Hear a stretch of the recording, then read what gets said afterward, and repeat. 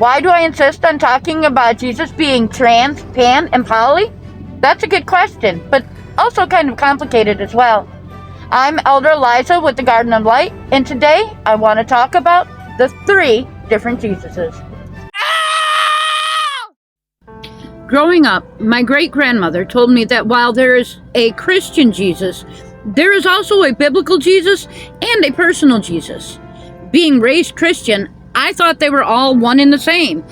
But through my own spiritual journey, I have realized that she was talking about 3 different people. So let me explain all 3 and why they are different. The Christian Jesus is the bearded, macho, white, het, cisgender, aro-ace man. Very masculine. This is who the majority of the Christian faith subscribes to. This is who they will shove down your throat that you have to believe in, but he's so weak that if they don't defend him, he might wilt away or something. I mean, with as much as I get attacked in my comment section on TikTok, this has to be why. They have to protect their delicate masculine flower.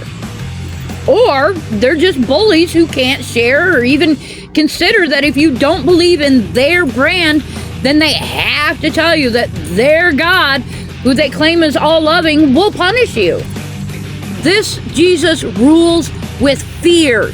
These are the people who full-out worship the God that said in Deuteronomy 28:15, "Just as it pleased the Lord to make you prosper and increase in number, so it will please him to ruin and destroy you. You will be uprooted from the land you are entering to possess." This Jesus is more like the biblical God Yahweh, who is more than happy to destroy you if you don't joyfully worship him. It's not Jesus that they follow, it's Yahweh. Yahweh is not an all-loving, all-merciful, all-knowing God. Yahweh is more than happy to destroy you. The Old Testament talks about how vindictive, how vicious, and how demanding that Yahweh can be. Then you have the biblical Jesus. This is the one who actually has no description of what he looked like, other than in the book of Revelation, of course. According to the Bible, Jesus grew up in the town of Nazareth, located in the region of Galilee in ancient Israel. This makes him Middle Eastern. This is now what we call Palestine. Again, according to the Bible, during the time of his ministry, Jesus did not have a permanent home or residence. He traveled extensively throughout the region, relying on the hospitality of others and staying with friends, supporters, or in various other places as he preached and ministered. This means that he was essentially homeless. Jesus, during his early life, fled to Egypt with his family to escape King Herod's decree to kill infant males. During that time, Jesus and his family sought safety and asylum in another country due to the threat of persecution in their homeland. This is also the same man who preached love, kindness, and compassion. He said, "Do unto others as you would have them do unto you." This could be translated to treat others as you would want to be treated as well. Basically, if you want people to be kind to you, then you must show them kindness. He traveled with a bunch of guys and died at the hands of another as punishment. He showed compassion to others, even if his disciples didn't think they deserved his compassion. He didn't care about someone's race, gender, or even religion. He would even scold his disciples when they would show their own bigotry.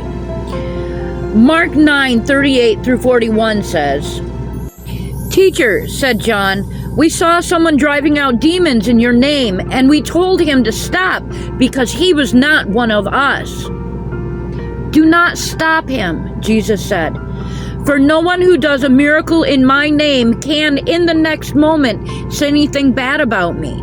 For whoever is not against us is for us. Truly, I tell you, anyone who gives you a cup of water in my name because you belong to the Messiah will certainly not lose their reward. So, according to the Bible, Jesus had no issues with someone who wasn't him performing miracles or services in his name, as long as they were adhering to his message of love, kindness, and compassion. Let's be honest here. Nowadays, most Christians, and certainly a very high percentage of Republicans, do not like this man. They would easily turn their backs on him if he set foot on earth again.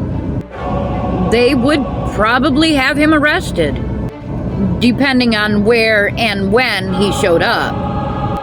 Certainly in America, a Jewish man who spoke about helping the poor and showing kindness to the sick, disabled, and elderly would have all kinds of people rallying against you. Add in the fact that he was Middle Eastern just fuels that fire even more. I'm sorry if this offends anyone, but you can't follow Jesus and proclaim love for him while also being anti-Semitic. Add in that the biblical Jesus spent time with children and women, which isn't something that is done much nowadays. He was completely against social norms. The whole camel and the eye of a needle thing would also be an issue here. When you consider all of the prosperity preachers here, this brings me to the third Jesus that my great-grandmother spoke of, and this was a personal Jesus. I did not understand it then as I do now because my parents didn't want her talking about her crazy religion, as they put it. She was an amazing woman who made the most delicious butter cookies. Her home always smelled of them. Even now, the smell of butter cookies brings me back to her home. She spoke of finding a Jesus that I could connect to, even if he wasn't like the others. He doesn't have to be a god, but he doesn't have to be human either. She told me as long as he made sense to me, then that's your own personal Jesus. As long as you do good, as long as you can see yourself in him, that's who you follow. She would tell me, just make sure that he makes you a better person. The rest isn't that important. 30 plus years later, I understand what she meant. I don't talk about it very often because it's a memory that I hold near to my heart.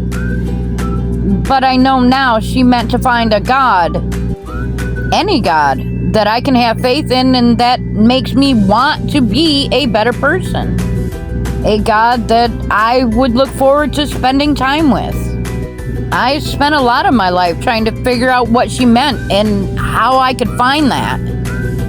I spoke with all kinds of people from all different faiths and beliefs.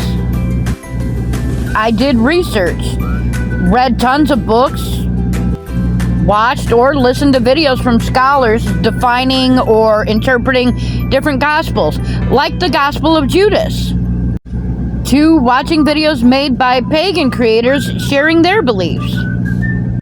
While it took decades to figure things out in my own head, to discussing this with friends and family. That is when we started our religion, so we could share what we believed with others who may believe the same, as none of our ideas are new, even if we felt they were. Most of us were raised Christian, so finding a religion or belief system that worked for us was a bit difficult. So let me try to explain a little bit of who we are and what we believe. We are polytheistic, believing in multiple gods because this helps us focus our power and effort. We do magic, or work with the Fae, or work with guardian angels, depending on your point of view. We seek connection to a higher power, as any theist does.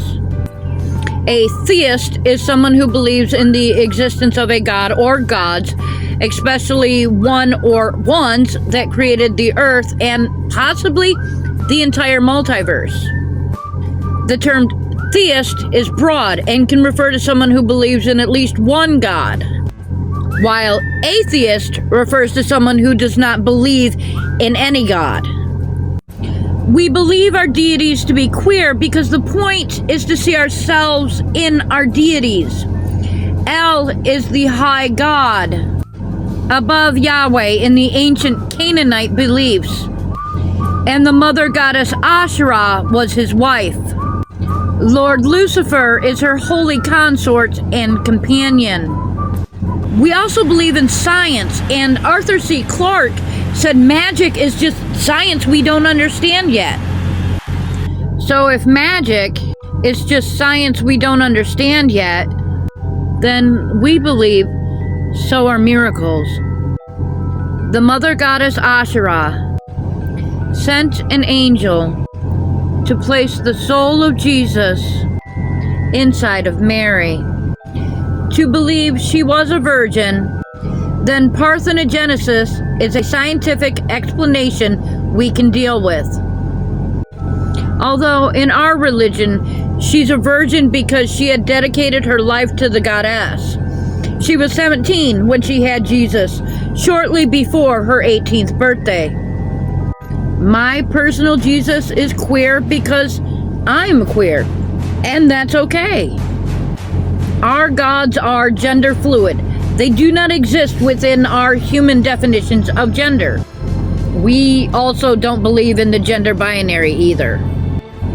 Plenty of people over the centuries have speculated that Jesus was gay or married. So, to us, he's kind of both. Many of us are polyamorous. So it made sense to us that the messenger of the gods was too. We believe that he had a marriage with Mary Magdalene and a consensual love affair with John the disciple. John is described in the Bible as the disciple that Jesus loved. We believe that that love was physical in addition to being emotional. But since that we believe that physical intimacy can be a way of honoring the gods, because love is a gift from the gods, that it is not sinful to be physically intimate with your emotional partner. Our Jesus is not a god, or even an aspect of one. He is a demigod, like Hercules in Greek mythology. Demigods can be hurt and they can die. We believe this is how he was able to be unalived, like in the Bible. But we don't believe he was a sacrifice to a god that kind of made up the rules as he went along. Because Jesus wasn't a normal human, he doesn't have to be reincarnated multiple times. His place is with the gods. One day, far in the future, we hope to see him again. I'm Elder Eliza with the Garden of Light. Don't forget to like, comment, and subscribe for more content. We must all feed the algorithm gods. If I can get to 50 subs by April 20th, I'll be doing my first live stream service. Blessed be my friends, and remember, the flowers are blooming in Antarctica.